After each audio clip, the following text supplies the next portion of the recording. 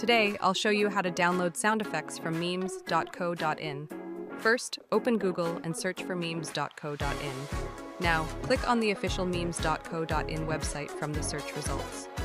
Once the site opens, scroll through the page and go to the sound effects section. Browse the list and choose any sound effect you like. After click download, a pop-up window will appear. Wait a moment for it to load and then click download again. Your sound effect will now start downloading.